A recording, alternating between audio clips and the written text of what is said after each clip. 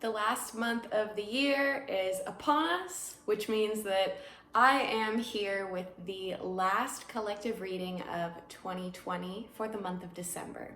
I'm Mackenzie Ray of Ray Runs Free. Make sure that you're subscribed to my channel to be notified on what is moving and shaking in our celestial and terrestrial bodies. I pulled these cards last year all at once, doing a year ahead spread, and this is the last month of the year, so these are the last cards that I pulled. All right, starting at the beginning. Let go of the old. So physically, as peacocks grow, they grow new feathers and they shed their old ones that were smaller as bigger ones come in. And this card being pulled for December, the last month of the year, it's very powerful because in so many ways in 2020, we realized things that were old that we're holding on to. Collectively, this is a lot of being fed up with the old traditions, a lot of very literal old people running our government that honestly don't have the best interest for the newer, younger generations.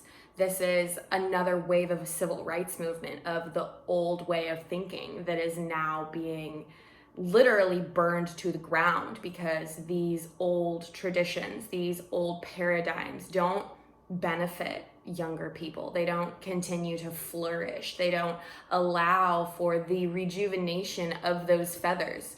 It's almost as if the collective peacock that we've all been a part of has been like letting go of all these old feathers, but we haven't been rejuvenated and growing new yet. And individually, I feel that this has a lot to do with not allowing ourselves to have the best of what we really deserve. Almost shortchanging ourselves because of what we're used to and not really letting ourselves get stuck there anymore. 2020 was a very transformative year for everybody as individuals and also as a collective, and there's really a need to let go of the old shit that has been really holding us back. Next we have the Two of Swords, and the Two of Swords, this is a stalemate. This is both swords crossed. There are no decisions being made. This feels almost by choice that this stagnation is happening. Not in a way that we chose to have a global pandemic, but in the sense of we're not sure where to go, and staying in this not sure position has been kind of easy. In a very literal example, we literally had the lesser of two evils that we voted for. And in so many ways, that in itself has been a stalemate of decisions, of transitions. And this stalemate, this really crossing of the swords, this feels like in a way we are needing to move forward from this place of just not moving at all.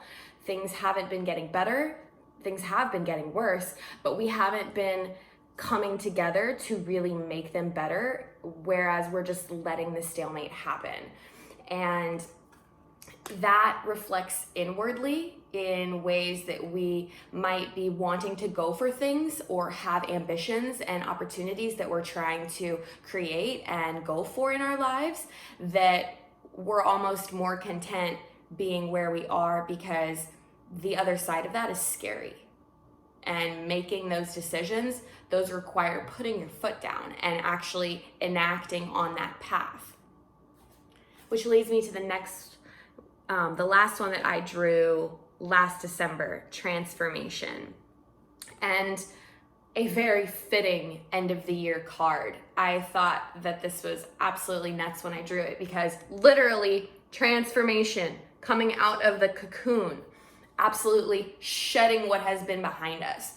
All of these cards, when I pulled them, I didn't look ahead at all of the meanings of all of them, but when I did pull these last ones for December, I was like, whoa, end of a chapter. And that's what this really is. because in so many ways, 2020 is a chapter that we want to shed. We want to let go of. We want it to be behind us, and we want to be flying and fruitfully moving away from that into a better existence for ourselves and for each other. That's not easy though.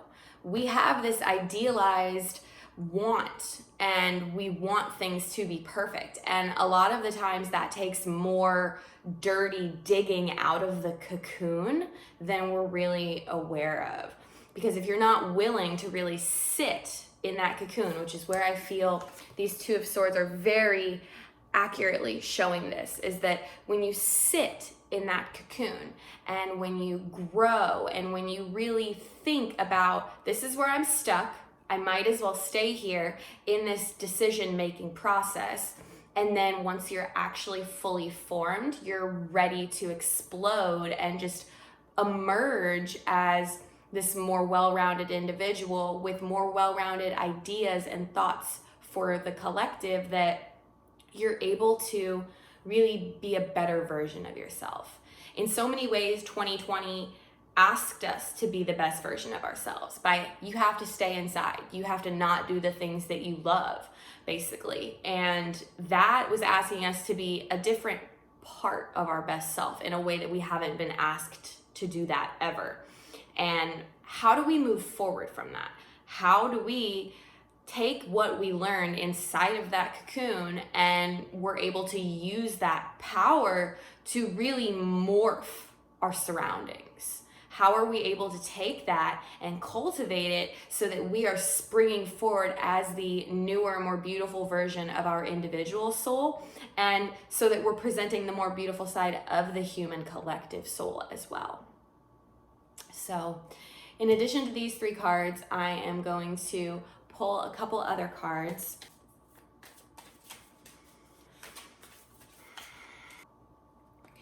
The Devil reversed. So the Devil reversed. In itself, the devil often gets such a bad rap for being literally the devil, evil itself. Whereas the devil really speaks to our addictions, the things that we can't get enough of, which can be perceived as evil, but is really our own slave to these things themselves and to these people and ideas. And in reverse, this is so interesting because as soon as this card came out, I heard the words, letting go of the chains that bind. And in many ways, we are forcibly removing the chains that shackle us as a society, not getting the support we need from a government. In many different minorities, especially Black and brown people, being treated like they're less than. And unfortunately, there's no savior that's going to come down and, do all the things that we want them to do. Unfortunately, that would be wonderful if we had a government or a leader or a politician or somebody, an activist, somebody that would come in and say, no, this is how things need to be. But there's no one person. This is a collective effort and a real everyone coming together and deciding that we're not standing for this anymore. And especially the feeling of addiction that this card has to it, in a way, it's gotten so easy for people that don't deal with as many hardships to forcibly and consciously bind themselves to old paradigms, because it's more comfortable to chain yourself to the things that are pre-existing and that basically benefit you than to completely rock the boat and stand with those who have decided that they have had enough. And this feels very much like a decision moment of people deciding whether they are going to continue to stand with the chains that have bound them or whether they are going to break free. The last card, the Sweet Lovers. 2020 has robbed us of many things, of money, of energy, of life itself, of intimate connection, of the way that we join others, the way that we feel in communion, not just with intimate romantic partnerships, but the platonic love that we share with so many that we hold dear. And this is taking our power back. In so many ways, we have had it stripped because not only are we not able to do with the things that we love, we're not able to see the people that we love. Especially since this is for December and this is the peaking of a holiday season.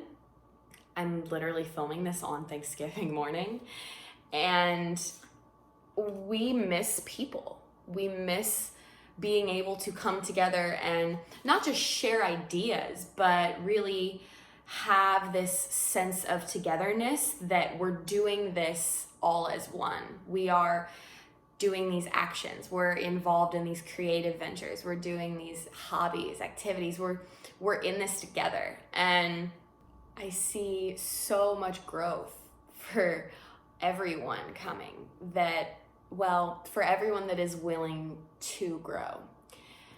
Because there are going to be people that stay chained. There are going to be people that stay addicted to old ways of thinking, to the comfortability that they've always felt. And why would they break free from something that is warm and comfortable and okay? Why would they rebel? Why would they fight for better? But that's not what's happening, because enough people are breaking free. They are rebelling. All of us collectively, whether the people that like it or not, they can stay stuck, but the world is transforming around them. We are making changes. We are pushing forward with better because we deserve better. And we have to continue pushing and really breaking out of that cocoon, because the light on the other side, it was so fitting that the light on this Lover's card is so radiant, because the light on the other side, when we break out of that cocoon, is going to be fucking glorious. And we have to make sure that we believe that we deserve it.